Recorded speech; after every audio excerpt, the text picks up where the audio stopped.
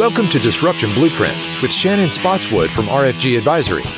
In this podcast, we help advisors grow their net worth, build their businesses, and maximize their independence. We've built an award-winning platform with innovative technology, comprehensive service, and a team of individuals who are experts in their field to serve advisors.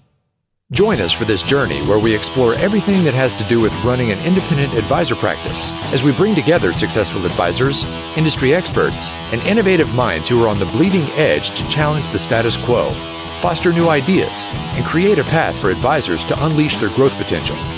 Now, on to the show. Welcome to another episode of Disruption Blueprint.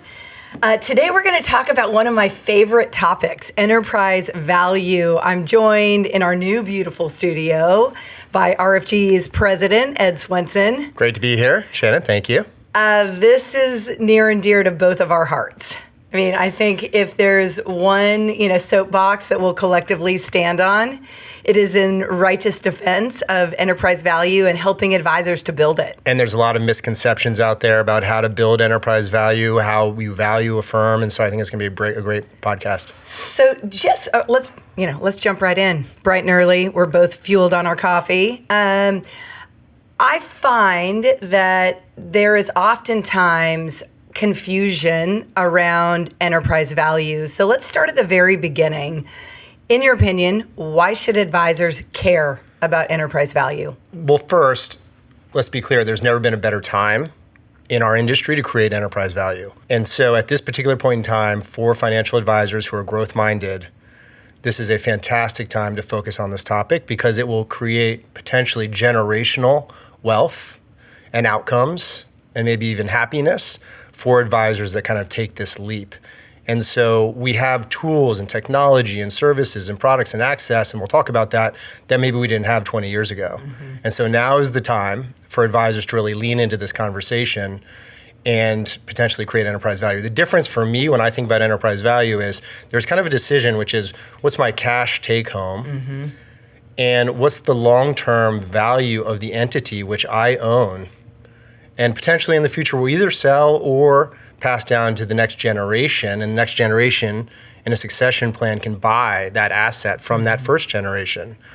And that's an amazing opportunity for financial advisors to go on that journey. And so this is very much about the American, dream. Mm-hmm. Small business, do well for your client, grow, have a great product, great service, and at the end of that journey, you have built up something of really significant value in our market. And so I think that's what this conversation today is how do you do that? Mm-hmm. And who's a partner potentially that can help you do that, and what are the different structures and how do you define it? But that's what's at play in this kind of conversation for every financial advisor out there. And it starts with which channel do you want to be in? And we know you've got the W-2 channel, which is the employee model. Mm-hmm. You're not creating enterprise value for yourself, you're creating it for someone else. Yep. You've got different versions of independence, and then you have this really big industry that's grown up in the last decade, fueled by aggregators and those that are buying up RIAs and creating larger firms, and essentially another version of the W-2 model. And so I think what we want to discuss is how does an advisor best take advantage for the benefit of their clients and themselves, this unbelievable opportunity right now in the market to create enterprise value. Two things I'll tack on to that. The first is, as you were talking, I had this incredible kind of clarity lightning moment in my head, particularly through the eyes of an advisor. So as you were talking about it, I was thinking about their client types and how an advisor can have a client who is generating a significant salary, a cardiothoracic surgeon, I'm making $2 million a year, high salary, that's a great client. You're managing those assets. Very different from a client who is a business owner that's talking about multi-generational wealth creation, that is thinking more strategically about how can I leverage my assets, how can I work in a more tax efficient manner. I mean, that really, if the advisor almost flips the table and thinks of themselves through the lens of, I have a client who's a high earner, great lifestyle, but they're just living on their salary, versus I have a client who I'm working with where I'm solving more complex business problems around building a business, and the advisor's no different. Exactly. And so how do you do that in our industry? Right. And that's what this conversation is about. How do you do that? How do you create that generational wealth opportunity for yourself and your family? And along the way, have a lot of fun, because you control your own destiny. And when you're a W-2 employee, you're working for someone else, and they're accruing a lot of the benefit of that. And so that's why I think this topic is so important right now to discuss. So let's go ahead and define what is enterprise value. Yeah, so enterprise value is the value of the asset that you're creating, and an asset is created by some derivation of net income generated by a business. And you would define enterprise value as what someone is willing to pay for those streams of incomes in your business. Now, in financial services, normally businesses can run at 30 to 35% net income margins, meaning that if you make, say, $1 million a year, so take a $100 million practice, $100 million in assets, charging a 1% fee. Yep. That's $1 million in gross revenue. At a 30% net income margin, that's $300,000. You would put a multiple on that, and we'll get into this. And the multiple is defined usually by a few variables. That multiple, let's just say 8 times on 300,000, is what your enterprise value is. So 2.4 million. And that multiple may go up or down depending on your growth rate, the size of the practice, the profitability of the practice. But you now have an asset personally where there's going to be a buyer in the market willing to buy that asset from you. And what's even better about this, and you were talking about this, is you're going to sell it at long-term capital gains, not earned income. And so a lot of financial advisors watching this podcast or listening to us will really recognize the difference. You can also structure it. Maybe you get it outside your estate. Maybe you pass some of this equity down to future generations. So there's a lot more flexibility, but the main big idea here is that you're creating an enormous amount of wealth through this ability to create enterprise value, which is you're a small business owner. Mm-hmm. And that's how, as you said earlier, wealth is created, in this country by being a small business owner. Well, and the other point that I would make along that is, you started out this conversation talking about right now, the urgency of right now. And we are at an incredible moment to create enterprise value. When you look at the data, it is projected over the next 10 years, the demand for advice is increasing by 30%. The next gen is showing up and telling us they want a financial life advisor. They want a fully comprehensive experience, estate planning, tax planning, obviously complex financial planning. They want a life advisor helping them make smart and strategic decisions along all of those critical moments of their path. But the number of advisors in the industry is decreasing by 0.2%. 10,000 advisors retiring in the next 10 years, controlling $10 trillion worth of assets. So if you're thinking about, I have one pathway where I can generate a very nice lifestyle, I can create a lot of W-2 income, and you have another pathway where I can capitalize on what is a once in a lifetime set up from a macro economic picture in terms of our industry, I guess it befuddles me a little bit why this isn't just so obvious and there isn't an absolute stampede to how fast can I control my destiny. And I think there is more awareness of this topic, but you need to have an entrepreneurial sense or spirit to do this. But as you said, right now is the time, not just because the baby boomers are retiring and we have this silver tsunami of assets that need to be managed, but because there are firms like RFG that provide platform capabilities and services you can partner with. And so 20 years ago, technology was more expensive, server-based. Setting up all the infrastructure to run your own firm. These were hurdles or barriers or moats that were kind of insurmountable for advisors. That's not the case anymore. And so just in the last 20 years, you have legitimate avenues for doing exactly what we're talking about if you partner with the right firm. And you don't need to partner and sell your firm. You can partner and stay independent and get all the benefits. I think another misconception is that when you go independent, somehow you're either going to work harder or you're going to make less money than as a W-2 employee. We actually see the exact opposite. So when you're working for as a W-2, you're going to be on some kind of grid, some kind of employee payout, right? Yep. That may or may not change every year. That may or may not change or may go down because there's a profit motive from the parent company. When you go independent, what we actually see is that your take-home pay goes up. And so say you're a big wirehouse like Merrill or Morgan or UBS or Wells Fargo, normally, depending on your tenure, you're getting paid between 35 and 45 or 50% of your top line gross revenue. Independents tend to make around 60%. Right. And so that's the first misconception, is you're going to make less money. Absolutely not true. And the second one, which I know we're going to address, is how do you do it? And it's easier now than it ever has been. And so reach out and have these conversations and figure out, how do I do this? And our sales cycle is fairly long because it's a process of making someone feel comfortable with how they're going to do this. And we love to have those conversations, and we've done it a million times. It's not rocket science, but let us help firms and individuals understand how to go on this journey successfully. And it's a well-worn path at this point in the industry. That's right. So 65% EBITDA margin. That number shocks advisors. Like, it takes them a while to really internalize that is possible. And in my opinion, that is the key that really unlocks this door both to independence and enterprise value. You flagged at the open size, growth, profitability. Those are your drivers of enterprise value and of appreciating enterprise value.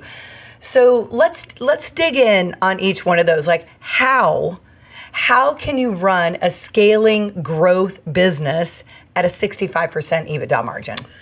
Yeah, and I think the question that every advisor that's listening to this podcast will have is, what's the value of my practice? And that's a legitimate question. And I want to just be clear, when we talk about a margin in the business, that includes the payment that the advisor gets for being an advisor. Correct. So that's in there embedded. So you're talking about, as an owner of a business now, 35% net income margin that you can distribute to yourself or reinvest back in the business. But we're talking about enterprise value, so that's how you would value it. I might turn it to you and say, for RFG, what's your vision of how we support advisors so that they can attain these kinds of these margins?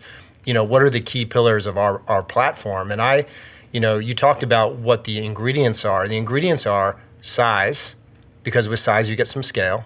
So a multiple will go up. Profitability, which is what kind of client mix do you have, and fee-based is much more valuable than, say, brokerage.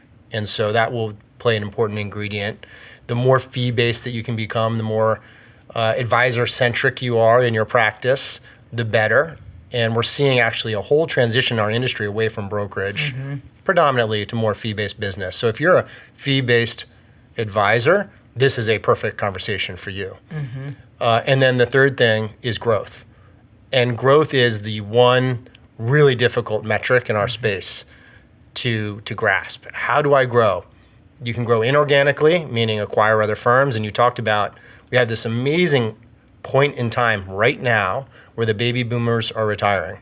And we have this silver tsunami of business owners that are wanting to sell. And so for younger, growth-minded advisors, this is the time to go out and get those businesses. And then the second way to grow is organically. And I might turn it again back to you, is how can our platform help advisors do this so that they're not having to do this on their own, but they have a great partner? Love to get some of your thoughts on that. So organic growth in the industry, I mean, it's absolutely staggering, 1.6%. I mean, it's pathetic when you contrast that against the surge in demand for advice and the opportunity. At RFG, we focus in and zero in on helping our advisors grow organically. So organic growth across all advisors this year is annualizing at 11.5%. Those advisors that are fully leaned in and leveraging a lot of our marketing growth services are growing in excess excess of 19.5%. So a massive delta between, the organic growth in the industry and what we're seeing in our advisors' businesses. And what I always say about organic growth and what makes it elusive is there is no silver bullet. I hate to burst anyone's bubble. There is no perfect AI tool that is a paid lead gen that is going to allow you to drive organic growth, somewhat effortlessly. It just doesn't work that way. Organic growth is contingent upon a flywheel. It is contingent upon all of the pieces of an advisor's business having as little friction and having as much operational efficiency driven into the heart of that business. So when we talk about and think about organic growth, it is in that spectrum of that flywheel. Organic growth does not happen if you have compliance, obstacles and barriers that are holding back. Or technology. Yes. Organic growth doesn't happen if you have old technology, legacy systems, too many clicks, the lack of automated workflows. Organic growth doesn't happen if you don't have fully automated marketing, if you're not able to amplify your brand and you're able to speak to not only your clients but your prospects in a way with a message that really resonates with them. Organic growth doesn't happen if you're burning 60% of your time on non-revenue generating activities, including investment management. So it's all of these pieces of the puzzle that have to fit together really seamlessly so that the advisor can spend their most valuable resource laser focused on really what they love doing, which is their superpower, taking care of their clients and prospecting. Yeah. That's it. And I love your passion around this because this is what RFG does for advisors. And we're very, service-oriented, advisor-centric in our culture. And our 100% goal every day when we wake up is to help advisors do just that. Right. And so I think the big takeaway, the aha moment is you're not on your own. Right. There's this unbelievable opportunity in the space to be an independent advisor, to be an RIA or hybrid advisor, to grow, to go out on your own, but have a partner that's done it before, is going to give you that blueprint, right, for execution and ride alongside of you and help you with operations, help you with compliance, help you with technology, do vendor due diligence, and walk you through those steps. And on the other side of all of that is this amazing opportunity to create a small business, control your own destiny, and create really significant generational wealth for yourself and your family. And most important, do what's best for your clients. Right. And most advisors that we see, the reason they love this model, the independent model, is because they're running towards something better. They have an idea. It's a segmentation it's a market strategy. It's an opportunity. It's something that where they are right now, they're not able to do, or where they are right now, they're frustrated. Common sense, technology, or compliance is really taking up too much of their time. And so I think that's where, you and I get very passionate about this, but this is where we can really help advisors literally walk down the path towards this independent model and create this value. So one of the very real obstacles that is blocking independence is the size of these upfront checks. Yeah. Advisors, these businesses, as we've talked about, they're profitable. There's a recurring revenue stream attached to them. They're very attractive cash flow streams. And as a result, firms are willing to pay a significant amount of money up front in order to have that advisor join their firms. This is just straight economics. You're not getting these giant upfront checks because you're a great guy. You're getting it because you're creating significant value for the firm you're partnering with. Yeah, and you are creating that value, right. And they are accruing the value. So let's talk about, because you're going home to your significant other. Yeah. You've got a $2 million, $5 million, a $10 million. The numbers can be life-changing. Staring you in the face versus this American dream, this promise of building a business. And I want to dig into two things. One, that upfront number and the tax efficiency of how that check is paid. And then number two, that crossover point where we see at advisors who have elected to become independent, where that upfront check basically meets independence and you end up on the other side in a better position. So let's first just talk about, you're sitting around you're sitting with your wife and you've got a $5 million check or the promise of, let me build something. Well, first off, let's just acknowledge that every advisor listening to this podcast has probably been approached this week. Right. This morning. With this dilemma. Right. Which is there are a lot of players now in this market. And there are a lot of aggregators and there's a lot of money. And so these checks are out there. And everyone listening knows that. And I think what's really important as an advisor to think about is how can I have my cake and eat it too? Like what's the best scenario? What if I could do this? And I think what we're saying, and which is why we'd love to have these conversations, is you can make more money right now, take home comp, plus create long-term, really significant money in this independent model. It's not an either or. You can have it all. Mm-hmm. But back to your question of you go back to your significant other. Now let's look at that, say $5 million, $7 million check. Normally, there's a lockup period of 7 to 9 years. That's one model. Or you're selling your practice. Mm-hmm. Either way, if you're younger, growth-minded, so let's say you're not retiring. Mm-hmm. If you're retiring, then maybe that's a conversation that you and I would both say, you're selling your practice. Right. You're done. You're done. But say you're younger and say you see your best years ahead of you, or at least you have another 5 or 10, the opportunity cost right now of selling your practice, all that value you're going to create accrues to the buyer. Right. And they're not dumb. That's why they're doing this deal. Right. And so if you can do it where, you can maintain ownership, that value accrues to you. And we can get into the numbers of it, but that's just the reality. And so you can take more home. Take-home comp can go up in the independent model. You control your own destiny. You grow faster. Remember, growth is going to create more enterprise value. And as that compounds over the next 5, 7, 10 years, you have an infinitely more valuable firm than if you sold to the first buyer or the first check. And I understand how difficult that is, but the long-term opportunity is just enormous if you can do it. When we've run those numbers, in particular on those upfront checks, and compared them to fully independent, supported model at RFG, we typically see that crossover point is somewhere between year 2.5 and 3.5. Mm-hmm. And I love doing that. We've obviously put in, because our advisors are experiencing double-digit organic growth. So we'll put in a 10% organic growth number on that. And that is, to me, because organic growth is so elusive, a factor that advisors really place a disproportionate amount of risk associated with. They're not willing because either they haven't experienced it yet, or they just can't see their way towards double-digit organic growth.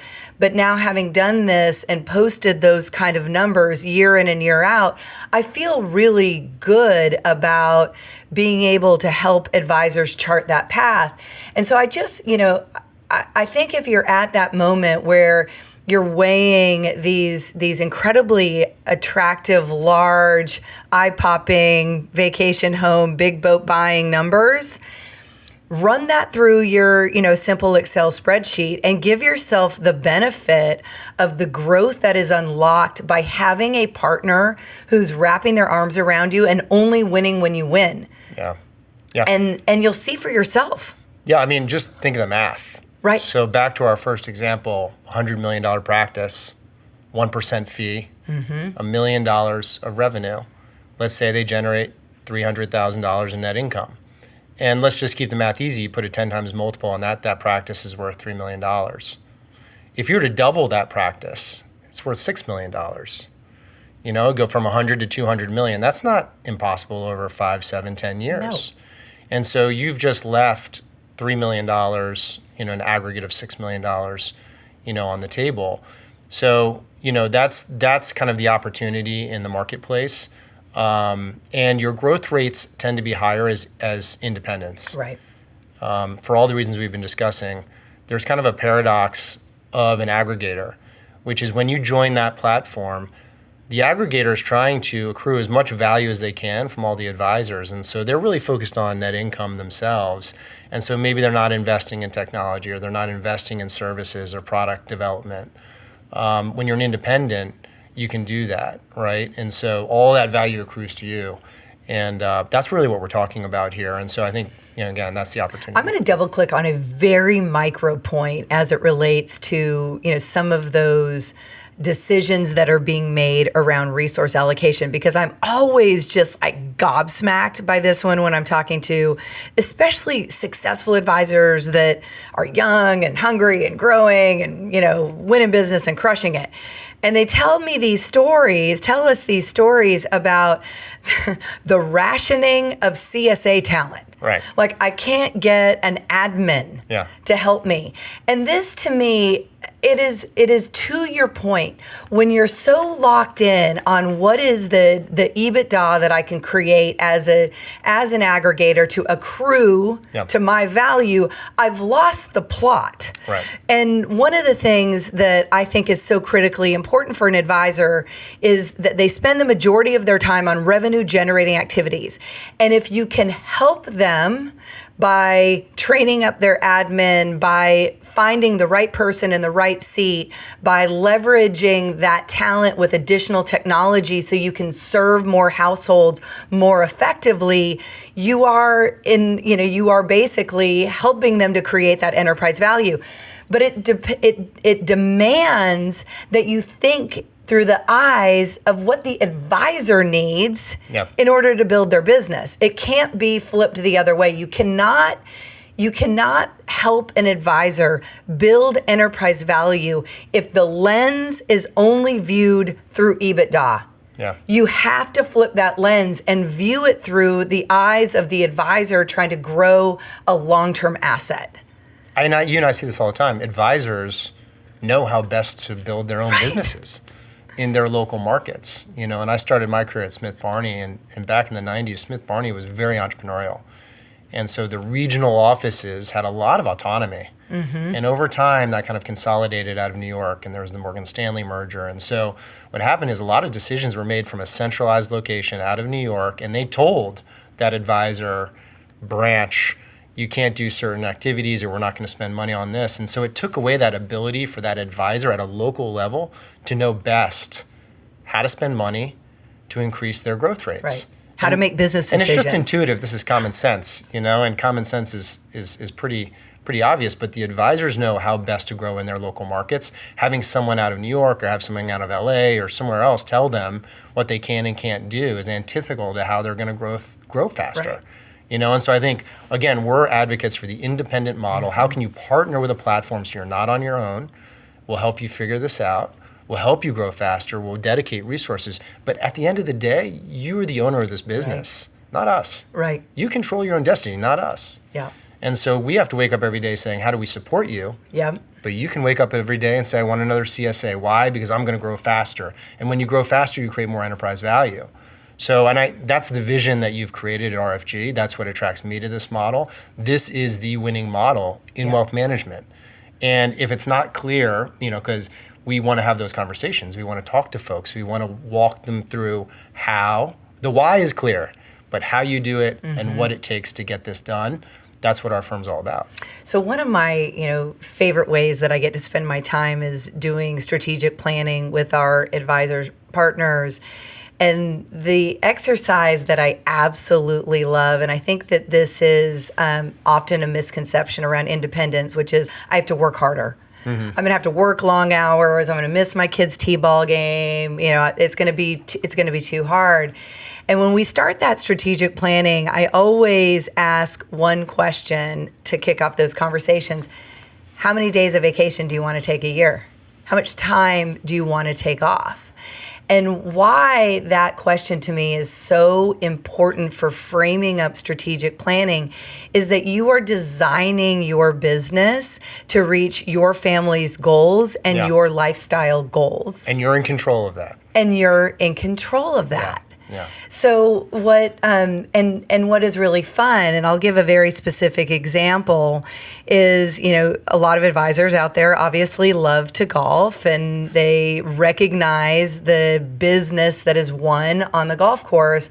But then when you challenge them to say, all right, show me your calendar. How many Fridays do you have blocked out to take foursomes out and go golf? How many days during the month are you just showing up to hit balls and hang around the clubhouse for organic conversations? Right. And they'll be like, oh, well, I haven't done that. And so the first thing is take out the calendar and block out every Friday. If you live in a great state like Alabama, you can golf year round. Yeah. So block out every single Friday year round. Put another day or two on the calendar for these organic meet and greets, and then assign the new AUM that you want to raise to that activity, that passion that you have. And to me, it's such a small example, but it just gives you the inside view of what it means to own your business. Yeah. And I love the way you frame this, Shannon, because it's intentional. Right. And it allows the advisor to set their priorities personally and for their family and then for their businesses. Right. And then we help them execute. And so I think, again, that's the vision that you've had with RFG, and that's what's resonating in the market. Mm-hmm. And it's possible now, as we talked about at the beginning of the podcast, in a way that it wasn't possible 20 years ago. And so, again, it's this point in time where these conversations need to happen, because this is what's in front of financial advisors now, this ability to do this. And so intentionally focusing on growth, your lifestyle, what you want your practice to look like, defining your brand in your local market, thinking about organic growth strategies, leveraging technology, which is very hard to do at bigger firms. And as we talked about, aggregators might not be incentivized to do a whole nother round of technology development, right, because that takes away from their net income and their personal EBITDA on your back. And so these, again, are just things that I think highlight the attractiveness of this model. Let's talk average age of an advisor at RFG is 45 years old. So we do have the benefit of thinking multi-generationally about the businesses that we're helping our advisors to create. But I want to come back in. You talked about if you're at that stage of your career where you're looking to retire versus you're younger and you have another 5, 10, 15, 20 years in front of you around the different models. So let's talk a little bit more about that, because obviously we're awash in capital. The aggregators are aggressively in the marketplace. It's like Jaws swimming in the water, looking for assets. Yeah. So how do you, as an advisor, how do you really think about those? The different options. The different options. Well, I think even for a retiring advisor, the option of joining a firm that potentially is growing and allows you to have more control is, I think, attractive. And so we have RFG advisors, our clients, that are in this market acquiring practices and want to acquire practices. And so take a local market in any city in the country, you have relationships, and it's kind of what do you want the last stage of your life to look like, and who do you want to partner with? The nice thing about RFG and our advisors is they have the capital to do those transactions. So while we fundamentally, these are independent firms, we will help them to do these transactions. So I would throw out there that if one is retiring, or if one is at that point in their career, RFG and those advisors at RFG are still a great potential solution for your last chapter and for maximizing the value of the practice that you've built. Because that practice that you spent 20, 30, 40 years building, you're going to now transition to an independent advisor who cares and treats your clients well. Right. And maybe even structure a deal where you can come in 4 days a week for the first year and 3 days for the second year and 1 day for the third year, and you're going to be a partner and eventually retire. And so those practices are also interesting for us. There's no kind of prescriptive, you have to do it this way model. And that's why more conversations are always good. We welcome those. Because there might be just a perfect fit that works for you as an advisor in your local market in that last chapter of your great career. And what about you're 45 years old? And if you're 45, what a great way to build your practice, Yeah. in your local market to find those that may be in that phase of their lives, and then taking over those books of businesses and growing your own practice. And again, size matters on multiple, and so that will help you immediately. I'm talking my own book here, obviously, but I truly can't understand if I'm 45 years old and I recognize that the next 10 years we are in a bull market for advice, and I have just an ounce of energy around I want to control my own destiny. And I think that, that's what gets me so excited every day to jump out of bed. How do we serve our advisors? How do we help them to show up and provide exponential value for their clients and grow their businesses? But those advisors that, we haven't yet met, I think, whether it's RFG or somewhere else, like, now is the time to seriously consider becoming independent, having that control. There isn't any time to wait. Yeah, there's never been a better time in our industry. Right, and with the ability to execute transitions much faster, like the age-old tale of the PTSD from transitions taking months on end, and 6 months later, all these headaches, like those days are gone. Yeah. Average transitions at RFG are 39 days. Like we're gunning for 30, and it will happen in the next 12 to 18 months. Absolutely. Without question. Absolutely. So I think you've removed the barrier of the transition is going to be too painful, too disruptive, lost income. You've removed the barrier that I won't have the resources that I need, whether it be technology or access to more advanced investment solutions, banking solutions, securitized credit solutions. Like the options on the independent side from an investment management perspective are on par with anything that you will get at any of the large, name brand firms. Yeah. And you've opened up this world where you get to control your time, you get to control your team, you get to dictate the culture that you're stepping into every day within your firm.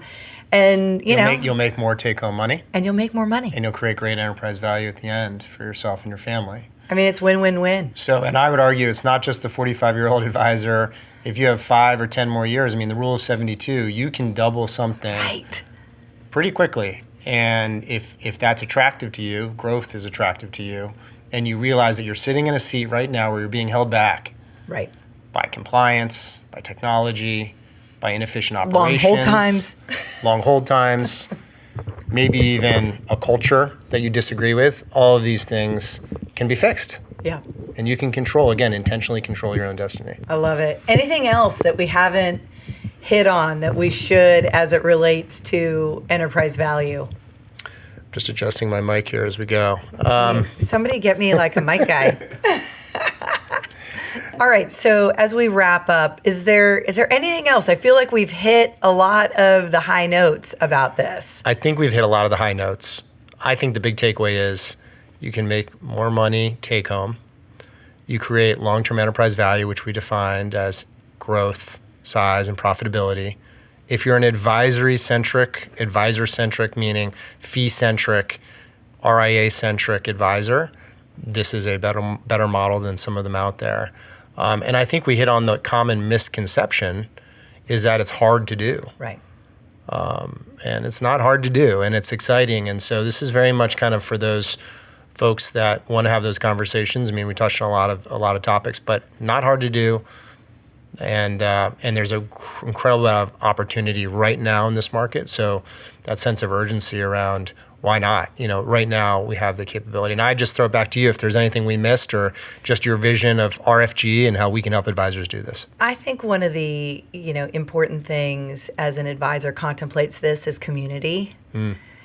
And is independence lonely? And that's such a big part of what we focus on at RFG is helping our advisors plug into a community of like-minded, and we define like-minded as being servant heart, growth mindset oriented advisors, where you have coaching resources, where you have, monthly advisor growth study clubs, where there's just an ongoing exchange of best practices and ideas.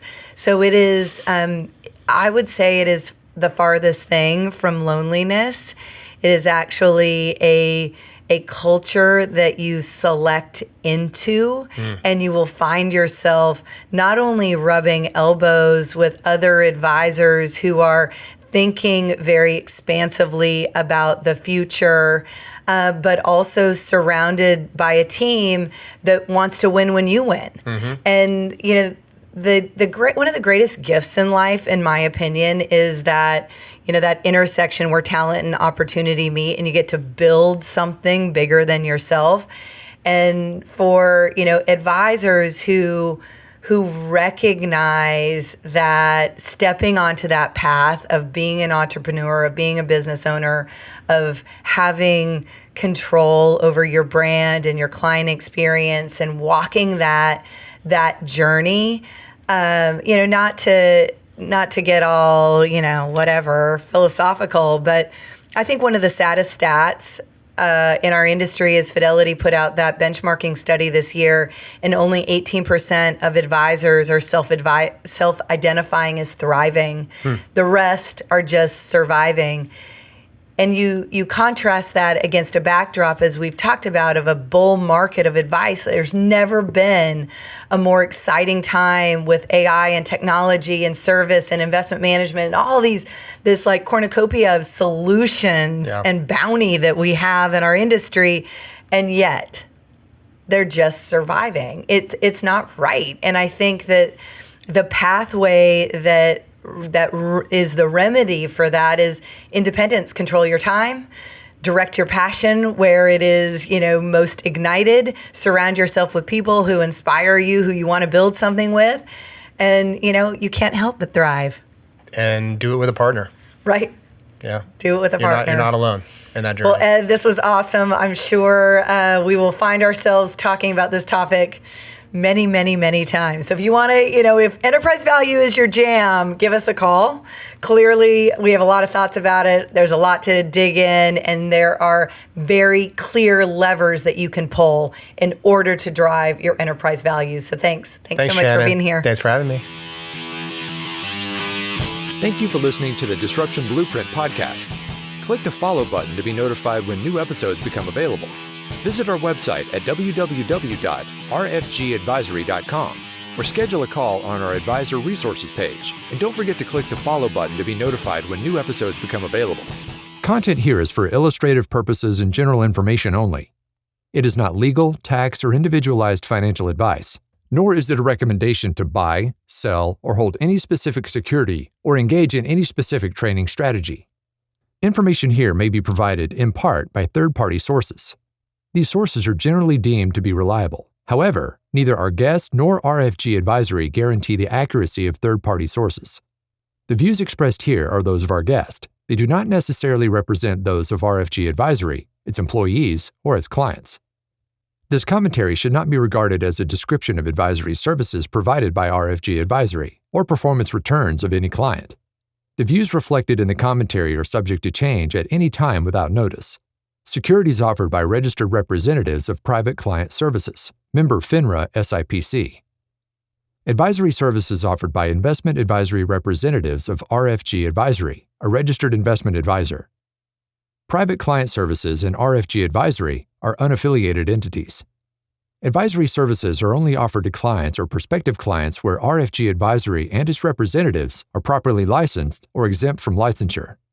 No advisory services may be rendered by RFG Advisory unless a client agreement is in place. RFG Advisory is an SEC-registered investment advisor.